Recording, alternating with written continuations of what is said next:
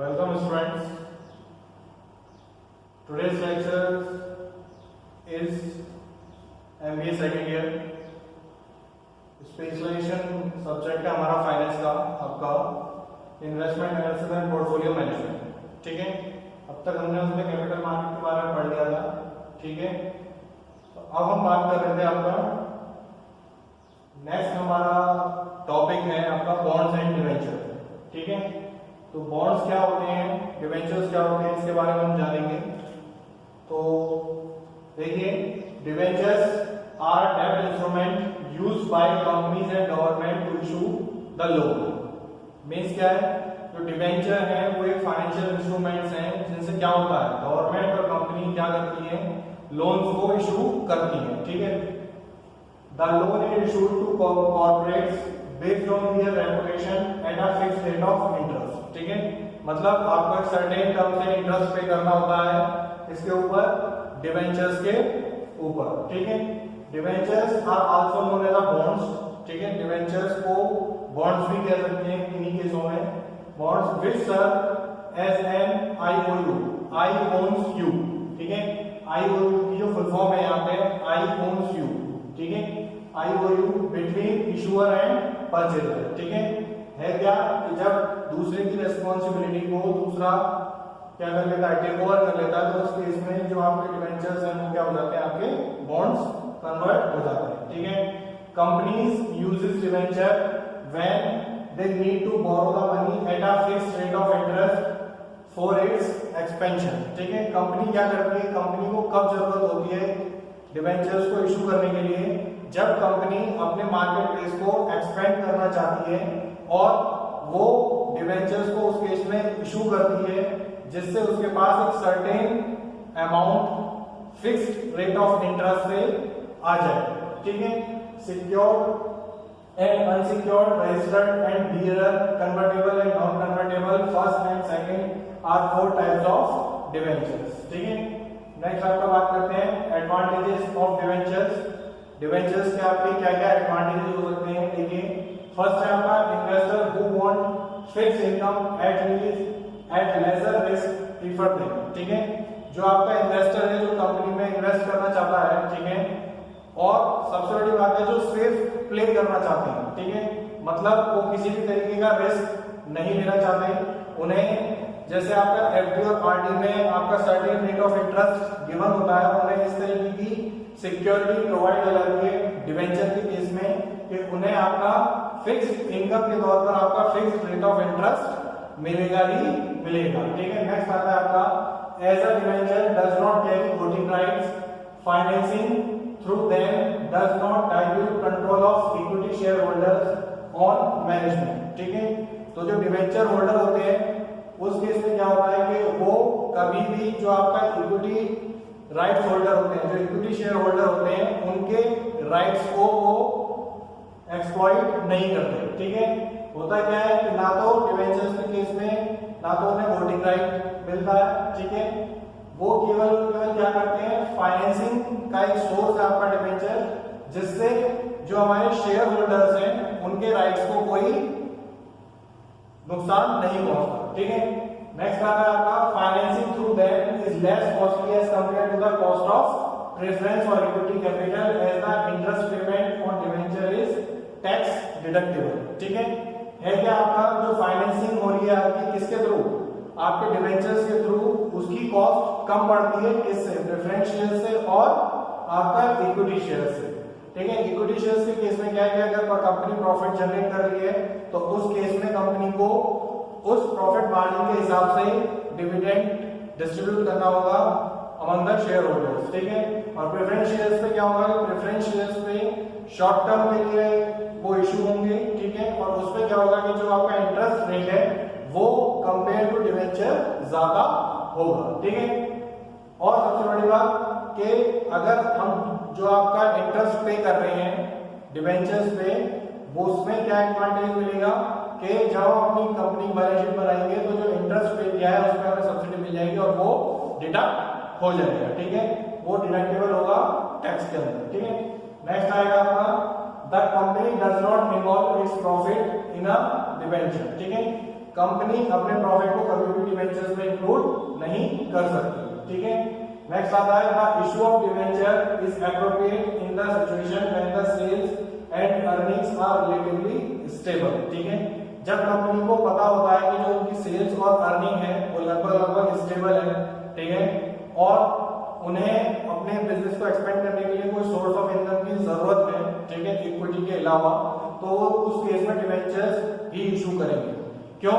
Debentures पे आपका less rate of interest होगा और जो अमाउंट होगी वो पर्टिकुलर टाइम पीरियड के लिए हमारे पास आएगी, जिसे हमें पता होगा कि हम इतने टाइम बाद इसे रिटर्न कर देंगे।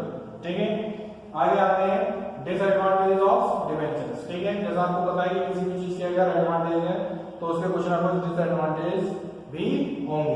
ठीक है, इसमें फर्स्ट है आपका each company has certain borrowing capacity with the issue of debentures the capacity of a company to further borrow funds reduce. ठीक है, जो आप जानते हैं कि किसी भी कंपनी की एक लिमिटेड बोरोइंग कैपेसिटी होती है कि वो मार्केट से इतना ही पैसा टेक ओवर कर सकती है। ठीक है, तो जब डिवेंचर्स के केस में जब डिवेंचर हम इशू कर देंगे तो उतनी ही पोर्शन की हम इक्विटी इशू नहीं कर सकते। ठीक है, नेक्स्ट आता है with redeemable debenture the company has to make provision for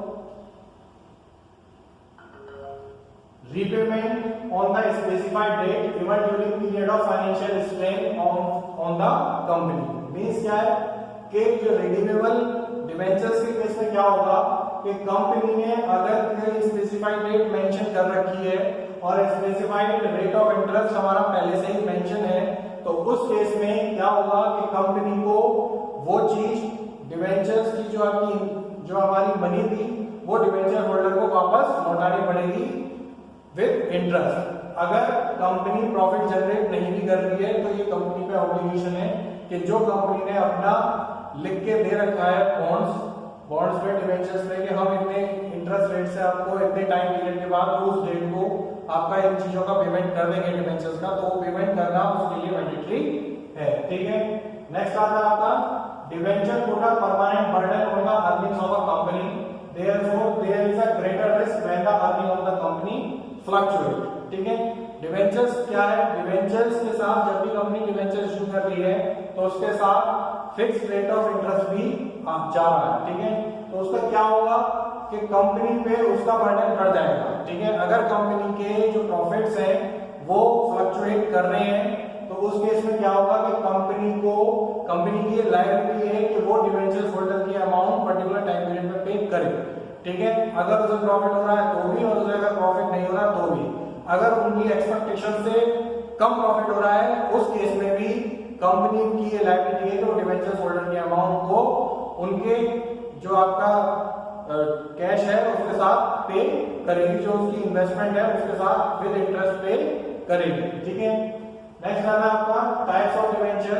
ठीक है, टाइप्स ऑफ डिवेंचर में फर्स्ट है हमारा सिक्योर्ड एंड अनसिक्योर्ड डिवेंचर्स। ठीक है, इसमें देखिए secured debentures create a change on the assets of the company thereby mortgaging the assets of the company. ठीक है, सिक्योर्ड डिवेंचर क्या करेंगे, वो हमेशा कंपनी की जो एसेट्स है उसमें थोड़ा सा चेंज कर देंगे। ठीक है, नेक्स्ट आता है आपका unsecured debenture does not carry any charge और security on the assets of the company. ठीक है, अनसिक्योर्ड डिवेंचर्स क्या होगा, किसी भी तरीके का कोई चार्ज या कोई सिक्योरिटी आपकी एसेट्स का पार्ट नहीं होगा। ठीक है, सिक्योर्ड डिवेंचर्स में क्या है कि इन केस अगर आप उनका पेमेंट नहीं कर पाते तो उस अमाउंट की जो आपकी एसेट्स है उस पे वो क्लेम कर सकते हैं। ठीक है, अनसिक्योर्ड डिवेंचर्स में ये कंडीशन अप्लाई नहीं होती। ठीक है, नेक्स्ट आता है आपका registered and bearer.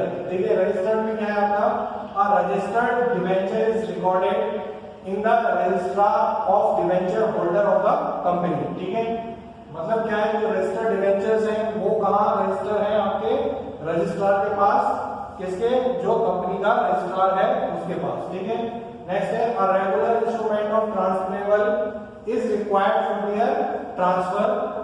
In contrast, the debenture which is transferable by mere delivery is called bearer debenture। Means क्या है कि जो डिवेंचर ट्रांसफरेबल होते हैं वो आपके रजिस्टर्ड डिवेंचर्स होते हैं, लेकिन वो डिवेंचर जो मियरली ट्रांसफरेबल होते हैं, ठीक है, जिनकी आप सारी की सारी अमाउंट ट्रांसफर नहीं कर सकते, उसका कुछ पार्ट ही आप ट्रांसफर करते हैं, वो चीज क्या आती है, वो चीज आती है आपकी बियरर डिवेंचर्स। नेक्स्ट आता है आपका convertible and non convertible debentures. ठीक है, convertible and non convertible debentures क्या आता है, देखिए इसमें convertible debenture can be converted into equity shares after the expiry of specified period. ठीक है, इसके इसमें क्या है कि जो आपके कन्वर्टेड डिवेंचर्स हैं, जब उनकी मैच्योरिटी की डेट पूरी हो जाती है और जो आपका इन्वेस्टर है वो कंपनी में एज ए इन्वेस्टमेंट में आगे रखना चाहता है, ठीक है, और वो चाहता है कि जो मेरे डिवेंचर्स है वो इक्विटी में कन्वर्ट हो जाए, तो उस केस में क्या होगा, कंपनी उसकी स्पेसिफाइड डेट के बाद उस अमाउंट को किसमें, इक्विटी में चेंज करके अपने यहाँ इन्वेस्ट कर लेगी। ठीक है, नेक्स्ट है on the other hand a non convertible debenture is those which can not be converted into equity share. ठीक है, नॉन कन्वर्टेबल डिवेंचर्स बोलते हैं जो इक्विटी शेयर्स में कन्वर्टेड नहीं हो सकते। ठीक है, नेक्स्ट आता है आपका first and second debentures. First and second debentures क्या है, उसमें देखिए a debenture which is repaid before the other debenture is known as the first debenture. ठीक है, मतलब जितने भी हमारे डिवेंचर्स इशू हुए उनमें सबसे पहले जिन डिवेंचर्स का पेमेंट हो रहा है वो फर्स्ट डिवेंचर्स हमारे कहला रहे हैं। ठीक है, नेक्स्ट है the second debenture is that which is paid after the first debenture has been paid back. Means क्या है कि फर्स्ट डिवेंचर्स के पेमेंट के बाद जो डिवेंचर्स का पेमेंट हो रहा है वो सारे डिवेंचर्स आपके किस में आ रहे हैं, सेकंड डिवेंचर्स का पार्ट है। ठीक है, तो अब तक हमने देख लिया आपका डिवेंचर्स के बारे में, देखा कि डिवेंचर्स क्या होते हैं, ठीक है, एडवांटेजेस क्या होते हैं डिवेंचर्स के, डिसएडवांटेजेस क्या होते हैं और टाइप्स ऑफ डिवेंचर्स। ठीक है, नेक्स्ट आता है आपका securities trading, types of order और मार्जिन ट्रेडिंग। ठीक है, टाइप्स ऑफ ऑर्डर क्या होते हैं आपके किसमें, सिक्योरिटीज में। इसमें देखिए टाइप्स ऑफ ऑर्डर में क्या है आपका, the most common type of order are market orders. ठीक है, जो most common type of order है वो है आपका market order, limit order and stop loss order. ठीक है, मार्केट ऑर्डर, लिमिट ऑर्डर और स्टॉप लॉस ऑर्डर। ठीक है, तीन चीजें हैं। आप कभी भी जैसे आप सपोज करिए कि आप स्टॉक मार्केट में इन्वेस्टमेंट करना चाहते हैं, ठीक है, तो आपको क्या करना पड़ेगा, एक डीमैट अकाउंट ओपन करवाना पड़ेगा। ठीक है, बिल्कुल प्रैक्टिकली है, जब आप डीमैट अकाउंट ओपन करवाएंगे तो उस डीमैट अकाउंट में ये तीन चीजें फैसिलिटी मिलेंगी आपको। ठीक है, मार्केट ऑर्डर, लिमिट ऑर्डर और stop loss order. Market order में क्या होगा कि मार्केट ऑर्डर में जो चीज आप परचेज करना चाह रहे हैं, ठीक है, वो उसी रेट पे आपको मिल जाएगी। ठीक है, सेकंड है आपका लिमिट ऑर्डर। लिमिट ऑर्डर मान लीजिए आपने एक लिमिट सेट कर दी, ये भी ऑप्शन आपको मिलता है, आपने लिमिट सेट करी कि सपोज करिए कोई शेयर था उसका प्राइस 25 रुपीज था, आपने लिमिट सेट कर दी कि ये जो शेयर है ये 22 रुपीज पे जब आ जाएगा तब ये मेरा ऑटोमेटिकली परचेज हो जाएगा। वो चीज आती है आपकी लिमिट ऑर्डर में। And stop loss order. Stop loss order में क्या है, स्टॉप लॉस ऑर्डर में है कि जैसे आपने कहीं इन्वेस्टमेंट करी, ठीक है, आपकी इन्वेस्टमेंट तेजी से बढ़ रही है, 100 रुपए आपने लगाए, वो 100 रुपए बढ़ते वो आपके 150 हो गए, 200 रुपीज हो गए। लेकिन है क्या, यहाँ आपकी रिस्क पेइंग कैपेसिटी चेक की जाती है क्या कि वो एक टाइम पर बढ़ने के बाद फिर वो गिरना शुरू हो गए, तो आपने अपने यहाँ अपने दिमाग में परसेप्शन देगा कि मैं केवल इतना लॉस बियर कर सकता हूँ।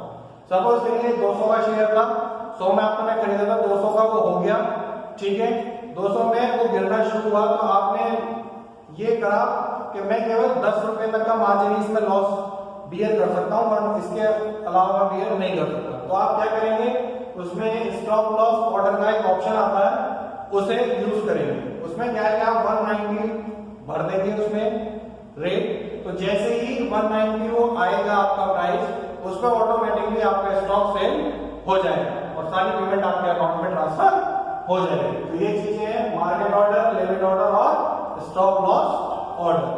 ठीक है, इसमें देख लीजिए क्या लिख रहा है, a market order is an order to buy और sell security. This type of order guarantees that the order will be executed but does not guarantee the execution execution price. Okay. A market order generally will execute at or near the current bid or ask price. ठीक है, current bid मतलब जैसे suppose करिए कि 78.96 rupees था, ठीक है, 0.96 rupees था। अब आपने ऑर्डर प्लेस किया, तो जिस समय आपने ऑर्डर प्लेस किया उस समय जैसे आपने ऑर्डर प्लेस किया तो वो 78.86 हो गया। बस वो जो वेरी करा वो चीज आती है आपकी किसमें, मार्केट ऑर्डर। ठीक है, however it is important for investor to remember that the last bid price is not necessarily the price at which a market order will be executed. ठीक है, नेक्स्ट आते हैं आपके a limit order is an order। ठीक है, अब बात कर रहे हैं मार्केट ऑर्डर की बात हो गई, अब लिमिट ऑर्डर की बात हो रही है। ठीक है, a limit order is an order to buy or sell security at a specific price or better। ठीक है, जैसा मैंने आपको बताया कि आपने एक स्पेसिफिक प्राइस डिसाइड कर लिया। ठीक है, a buy limit order can only be executed at a limit price or lower and a sell limit order can only be executed at a limit price or higher। ठीक है, जैसे मैंने बताया था कि 22 का प्राइस था, आपने 25 का प्राइस था, 22 आपने लगाया। ठीक है, तो जैसे 22 पे आया वो आपको ऑटोमेटिकली सेल परचेज हो गया। ठीक है, an investor wants to purchase share of ABC stock for no more than $10। ठीक है, the investor current submit a limit order for this amount and this order will be executed if the price of ABC stock is $10 or lower। ठीक है, ये clear होगा आपको यहाँ पर। Then अब आते हैं किसमें, स्टॉप लॉस। ठीक है, स्टॉप लॉस ऑर्डर क्या होता है आपका, stop loss order also refer to as a stop loss order is an order to buy or sell a stock once the price of the stock reaches the specified price। specified price means जो आपने perception create करी है, जो आपने perception सोच रखी है कि हाँ मैं इतने पे आते ही मेरा जो स्टॉक है मैं उसे सेल हो जाना चाहिए, मैं उसे सेल कर दूंगा या वो ऑटोमेटिक सेल हो जाना चाहिए। ठीक है, specified price known as the stock price. When the stock price is reached, a stock order becomes a market order। क्यों, वहां या तो आगे बचे हो जाएगी या आगे वो सेल हो जाएगी। ठीक है, तो buy stock order is entered at a stock price above the current market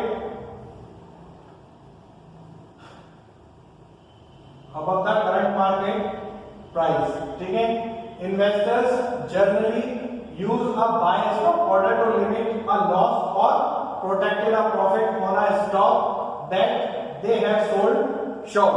ठीक है, दो चीजें यहाँ पर, लिमिट का लॉस। ठीक है, लिमिट का लॉस जो मैंने आपको एग्जांपल दिया था कि 200 पे हमारा शेयर पहुंच गया था, लेकिन जब वह उसकी प्राइस गिरने लगी तो हमने लिमिट लगा दी लॉस की कि बस 180 तक ही मैं लिमिट बियर कर सकता हूँ इसका लॉस, इससे ज्यादा बियर नहीं कर सकता। 180 जैसी है, 190 जैसी आएगा या 180 जैसी आएगा ये सेल हो जाना चाहिए। ठीक है, ठीक है, a sell stock order is entered at a stock price below the current market price। ठीक है, investor generally use a sell stock order to limit a loss or protect a profit on a stock they own। ठीक है, तो ये हमारे क्या है, आपके तीन ऑर्डर्स हैं। फर्स्ट है आपका मार्केट ऑर्डर, ठीक है, सेकंड है आपका लिमिट ऑर्डर और थर्ड है आपका स्टॉप लॉस ऑर्डर। ठीक है, और मैंने आपको क्लियरली तीनों ऑर्डर समझाए हैं कि स्टॉप लॉस ऑर्डर क्या होता है, मार्केट ऑर्डर क्या होता है और क्या है आपका तीसरा लिमिट ऑर्डर क्या होता है। ठीक है, आई होप आपको ये दोनों टॉपिक समझ में आए होंगे। ठीक है, नेक्स्ट क्लास में बात करेंगे मार्जिन ट्रेडिंग फैसिलिटी की। ठीक है, आज की क्लास में हम केवल इतना ही रखते हैं, आपका डिवेंचर्स और बॉन्ड्स के बारे में हमने जाना, टाइप्स ऑफ डिवेंचर्स के बारे में हमने जाना। नेक्स्ट हमने मार्केट ऑर्डर के बारे में जाना कि हमारे 3 टाइप्स के आपके मार्केट ऑर्डर हैं। ठीक है, जिसमें नंबर 1 है आपका मार्केट ऑर्डर, ठीक, लिमिट ऑर्डर और स्टॉप लॉस ऑर्डर। ठीक है, और उनकी क्या क्या फंक्शनैलिटी होती है, किस तरीके से वो वर्क करते हैं, उसके बारे में मैंने आपको डिटेल में बताया। ठीक है, और हमारे पास नोट्स हैं, वो आपको फिजिकल फॉर्म में एज अ पीडीएफ प्रोवाइड करवा दिए जाएंगे टाइम टू टाइम। ठीक है, तो आज के लिए अपने सेशन को हम यहीं एंड कर रहे हैं। So thank you students.